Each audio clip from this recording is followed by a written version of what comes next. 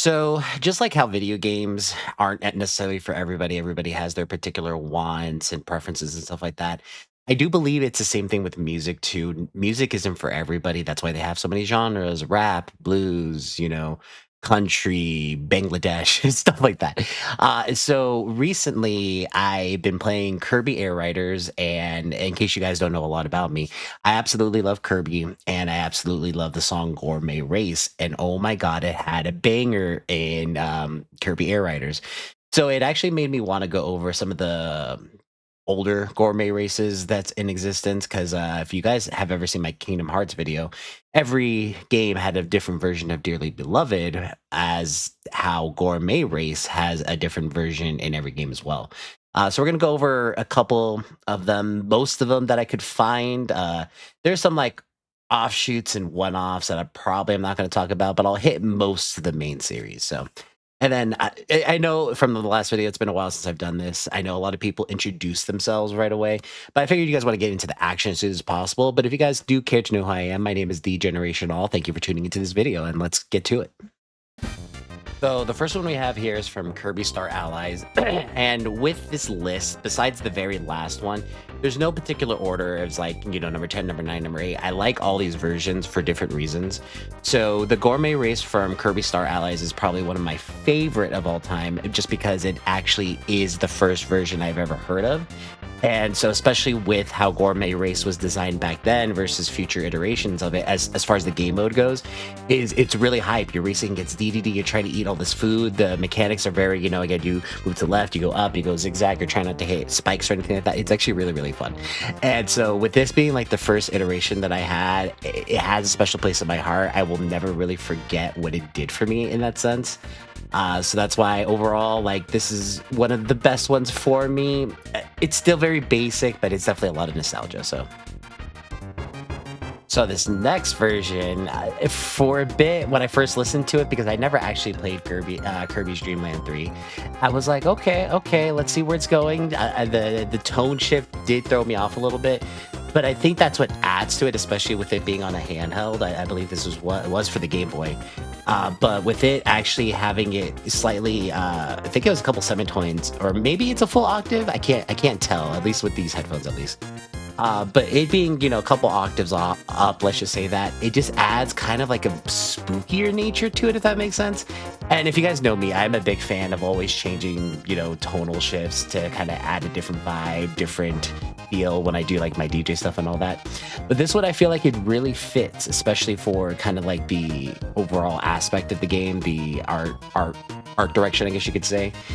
But yeah, it's just something where, and you're gonna have to excuse me, like I love this song so much that sometimes I just find myself like grooving. So, but yeah, this one is actually really, really, really cool. Now, for a lot of boomers like me, even though I'm a millennial, I think this next iteration is where a lot of people got more familiar with it, is in the original Super Smash Bros. For the 64, Gourmet Race. It's one of the songs for one of the stages for Kirby in Super Smash Bros. 64. So this is where I think a lot of people have the nostalgia from, and it adds more of that fighting feel to it. It still has that race, as you hear the big class and like the trombones, and I think there's the cymbals. It adds a lot more to it as far as like the fighting aspect to it, and especially with, again, growing up, learning how to play this game, doing some awesome tricks. We all have nostalgia with this one, so I think that's where this one plays in, where it was the first real remix that we had for like a different game, and we loved that because of that. Because like, oh, what would Gourmet Race be if it was like a ballet or whatever? It's like, what would Gourmet Race be if it were in a fighting game? So going along with the 64 versions of Gourmet Race, and this one, I think a lot of people might like call me out on it. I'm not the biggest fan of Crystal Shards, like the Gourmet Race version. The game, we're not talking about it here, but the Gourmet Race version song of this, it's not my favorite. It's not the worst Gourmet Race, and we'll talk about that later, but it is one of the ones that just the arrangement, I don't know, it just sounds a little weird. Even for the concept of the game, it seems, how to say, not enough depth. Very spiky, pinchy, I guess, if that makes sense. But hey, Crystal Shards, I guess maybe that makes sense. I don't know. But yeah, I'm not going to talk too much on this one. It's not my particular favorite. So So Kirby Nightmare in Dreamland is definitely one of those that it kind of flies under the radar because I don't think a lot of people played Nightmare in Dreamland, at least to my knowledge.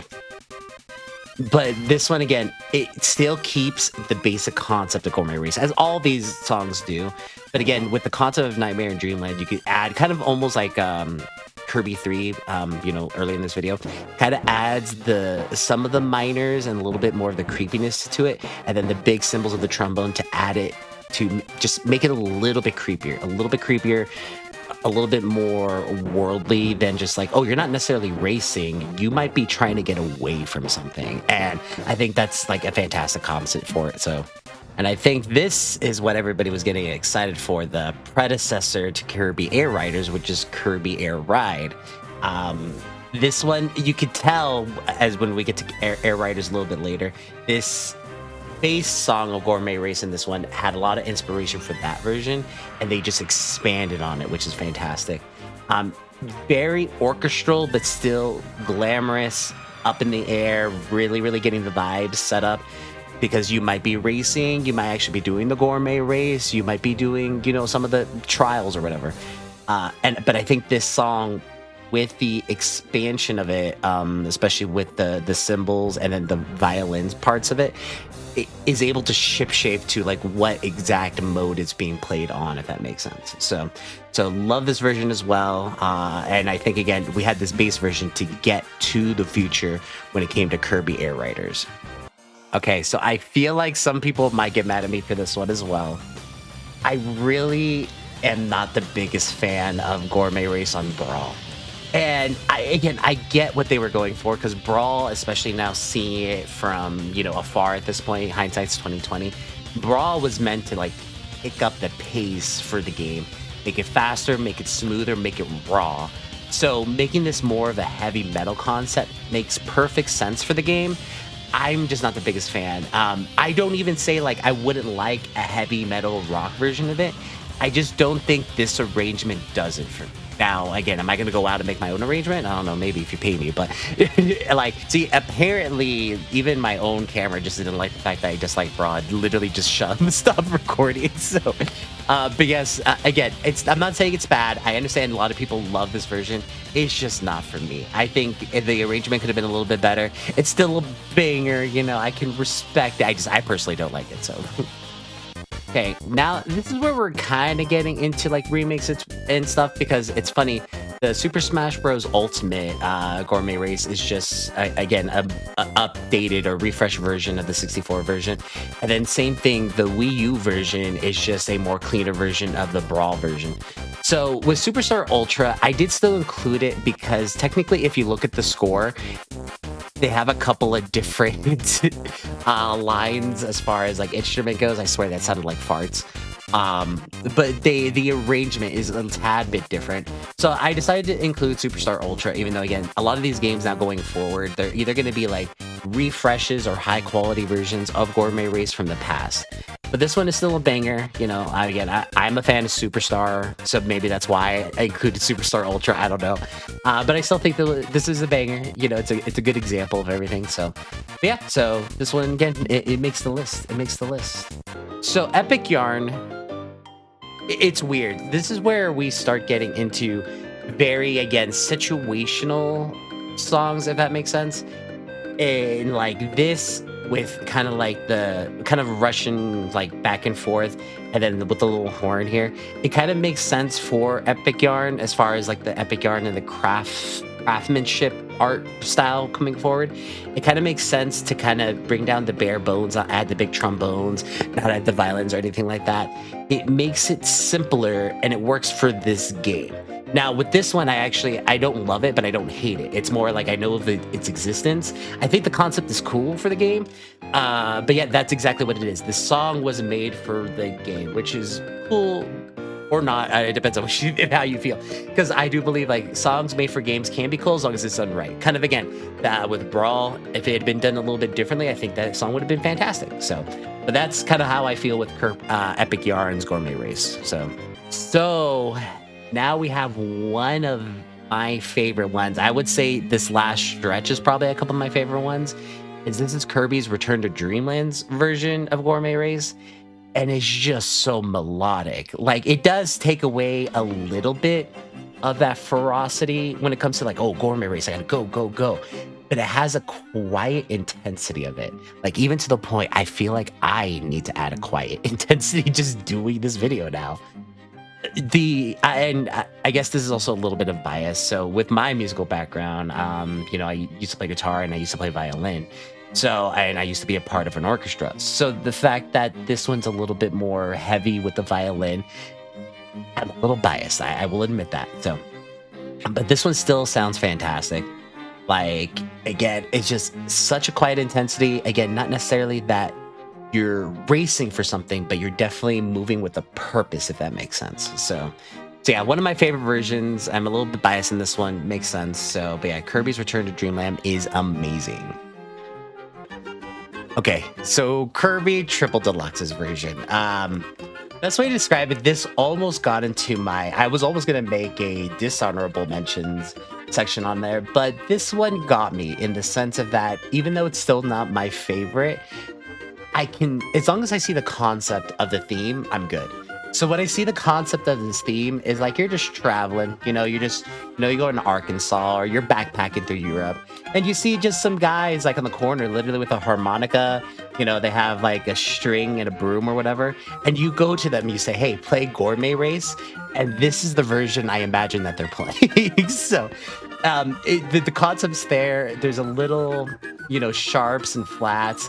Like, it's almost there, but it's not quite there. It sounds a little off-putting. And so because I finally understood that concept, I can accept this. This is actually okay. It almost got into the dishonorable mention part of it, but it won me over. So I can definitely see this if I'm ever going to go travel. Say, hey, play Gourmet Race. With Rainbow Curse, I don't have a lot to say about it. It's part of a medley, whatever you want to call it, and it's fine. It just seems a little too clean, I guess, if that makes sense. It's there. It's there. The music showed up, it played its song, it left. That's the best way I can describe it. It's not bad. I don't think it's great. It's just kind of there. That's all I really have to say about Rainbow Curse, honestly. So now Star Allies actually has a little bit of a groove to it, and I even said it and we'll talk about it when we get there, as far as for Air Riders. But I feel like in the latter half of Kirby's lifetime, there started to be a lot more Russian influence to the music. Again, it's been a while since I've actually done music and I have the terms memorized or whatever. But the best way to describe it, it's the hop. The hop that you kind of feel like with traditional Russian music, if you've ever listened to it, it's there in the background driving the songs in the latter half of the Kirby's lifetime, which is kind of interesting. I only noticed it in Air Riders, but then since what was it? It was Canvas. I think it was Canvas, and then now up to Star Allies, I could kind of hear more of that influence show off. But this is still pretty cool. If I remember correctly, it's been a while since I played Star Allies. This was actually for a boss battle. So again, maybe that's the point for the Russian kind of hop. But yeah, no, this one's perfectly good. I like it. I like it a lot, especially for what Star Allies was offering. It was pretty cool. So okay, so I begrudgingly added this one in. Kirby's Dream Buffet version. I haven't played it. I don't plan on playing it. I'm just not. But I listened to it a couple times and I was like, okay, that's fair. Again, you kind of hear that Russian influence a little bit. But this one definitely, and which makes sense for the game, definitely gives me more the mini game. Not necessarily a Gourmet Race mini game, just mini game in general. So it's something where it's like, okay, like at first I was like, I'm not vibing, but then once I listen to it, I get the concept. This is like, I get the concept and approve versus I get the concept, but I'm not going to listen to it after this video. If that makes sense. So, but yeah, so then now let's get to the Air Riders version. So again, this is the whole reason why I'm making this video generally. It's because of the Kirby Air Riders Gourmet Race version. Now, as much as I would love to play the entire version, I'm pretty sure Nintendo would come for my jugular at that point. So, but just know there is so many different sections to this song. It's not just this first section. They have ones with the trombone, with the flute, with violin orchestrated. I swear they had the hurdy-gurdy in there at one point. And I was making the joke the other day. I like to believe that Sakurai himself did every single instrument just because he's that much of a perfectionist. But this version is fantastic. It is one of the best ones I've ever seen. They just added everything to it. It definitely made it feel like a gourmet race. But because it has different sections to it, you could have done it for a race. You could have done it for a city trial. You could have done it for the air gliding ones. Whatever. I don't even know all the names. Like, I felt this version is definitely amongst one of the best versions ever made. You see, and this is parts hard to get. I gotta stop playing though because I think I'm gonna get copyrighted at this point. But yeah, listen to the whole song. It's fantastic. Okay.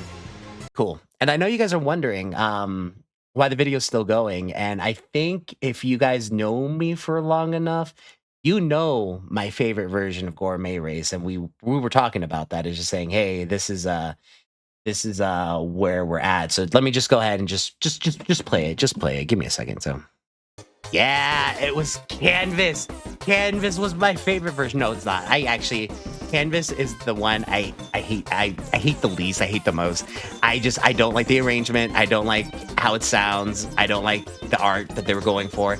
Canvas is my least favorite one. So, but I figured I'd mention the worst one in my opinion to my favorite one.